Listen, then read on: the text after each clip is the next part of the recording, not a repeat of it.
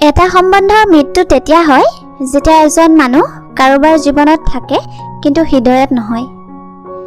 যি যিমান ভালদৰে মিছা কথা কয়, দুখ দিয়ে আনক, লাগিলে যিমান সফলতা নাপাওক, কিন্তু শেষত না তেওঁ কাৰোবাৰ হৃদয়ত ঠাই ল'ব পাৰে না সুখী হৈ থাকিব পাৰে। আমিও কিমান আচৰিত, চিনবোৰ ভালদৰে ৰাখি থওঁ কিন্তু আচল ব্যক্তিজনকে হেৰুৱাই পেলাওঁ। তেওঁলোকৰ লগত থাকিব পৰা যায় যাৰ গা বেয়া বা অসুস্থ, কিন্তু তেওঁলোকৰ লগত থাকিব নোৱাৰা যাৰ মন মলিয়ন হয়। মুখৰ ভাত গৰা সস্তা নহয়। কোনোবাই ইয়াক উপাৰ্জন কৰিবলৈ দৌৰি থাকে আৰু কোনোবাই হজম কৰিবলৈ। জীৱনত তোমাৰ বাবে চিন্তা কৰা মানুহ বহুত কম পাবা, কিন্তু তোমাক চিন্তা দিয়া মানুহ বহুতেই পাবা। আৰু যদি তোমাৰ বাবে চিন্তা কৰা এজন পাই যোৱা, তেওঁক ভালদৰে নিজৰ ওচৰতে ৰাখি থবা সাৱধানে। জীৱন জীয়াই থাকা আইনাখনৰ দৰে, য'ত স্বাগতম সকলোৰে হ'ব কিন্তু সংগ্ৰহ কাৰোৰে নহ'ব। এচাম মানুহে পইচা বা সম্পত্তিৰ বাবে মনৰ শান্তিকণো উচৰ্গা কৰি দিয়ে, আৰু এচামে মনৰ শান্তিৰ বাবে নিজৰ পইচা সম্পত্তি সকলো উচৰ্গা কৰি দিয়ে।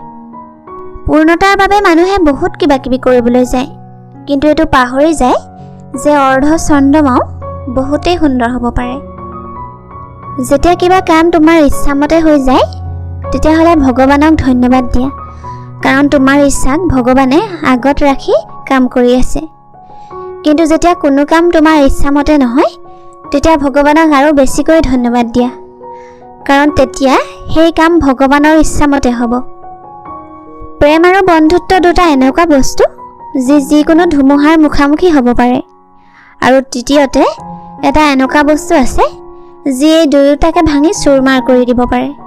সেইটো হৈছে ভুল বুজাবুজি। কঁঠালৰ গুটি পচালে কেতিয়াও তাৰ পৰা আম গছ নোলায়, ঠিক সেইদৰে বিশ্বাসঘাতকতা কৰোঁতাজনে কেতিয়াও সুখ লাভ কৰিব নোৱাৰে। বিশ্বাসঘাতকতা কৰাটো নিজৰ বাবেই ভয়ানক। যিজনে ইয়াৰ বীজ সিঁচে তাৰ কাঁইটেৰে নিজৰ ভৰিতেই খুচি লয়। মোৰ ভুলৰ কথা মোক কোৱা, কাৰণ সেই ভুল মই শুধৰাব লাগিব, বেলেগে নহয়। এই তিনিজনে যদি আপোনাৰ ওচৰত কথা পাতি থাকে, তেতিয়াহ'লে তেওঁলোকক মানা কেতিয়াও নকৰিবা। প্ৰথম মা, দ্বিতীয় শিশু আৰু তৃতীয়তে দুখত থকা মানুহ। কাৰণ তেওঁলোকৰ মনে কথা কয়, মগজুৱে নহয়। জীৱনৰ প্ৰথম গুৰু মা, জীৱনৰ প্ৰথম বন্ধু মা, জীৱনটোৱেই মাৰ, কাৰণ জীৱনটো দিয়াগৰাকীও মা। এই সংসাৰত ভুলবোৰ ক্ষমা কৰি দিয়াৰ ক্ষমতা মাত্ৰ তিনিজনৰে আছে, মা, মহাত্মা আৰু পৰমাত্মা। কাৰোবাক সুখী দেখি যদি তুমি সুখ অনুভৱ কৰা, তেতিয়াহ'লে তুমি বহুত ভাল মানুহ। প্ৰত্যেক বস্তুৰে একোটা বীজ থাকে, আৰু শত্ৰুতাৰ বীজ হ'ল উপলুঙা কৰা। মানুহৰ কথাবোৰ শিলৰ দৰে হয়, সেইবোৰ তোমাৰ পিঠিত যদি লৈ লোৱা, তেতিয়াহ'লে পিঠি ভাগি যাব। সেইবোৰ নিজৰ সফলতাৰ পথত পাৰি দিয়া।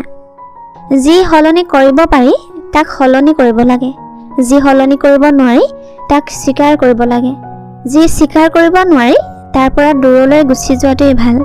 কিন্তু নিজকে সুখী ৰাখা, কাৰণ তুমি তোমাৰ নিজৰ প্ৰথম দায়িত্ব। আমাৰ সন্মান সেই শব্দবোৰত নাই যি আমাৰ উপস্থিতিত কোৱা হয়। আমাৰ সন্মান আচলতে সেই শব্দতহে যি আমাৰ অনুপস্থিতিত কোৱা হয়। জীৱনটো পলে পলে অস্ত যায়, যেনেকৈ বালি হাতৰ মুঠিৰ পৰা পিছলি যায়। দুখ সমস্যা থাকিবই, সদায় হাঁহি থাকিবা, কাৰণ এই জীৱনটো মাত্ৰ এবাৰলৈয়ে পাবা। সুখ পথাৰত নগজে, বজাৰ হাততো বিচাৰি নোপোৱা। নিজৰ মাজতে বিচাৰি লোৱা, ভৰপূৰ হৈ আছে সুখৰ ভাণ্ডাৰ। ভিডিঅ'টোত ইমানখিনিয়ে।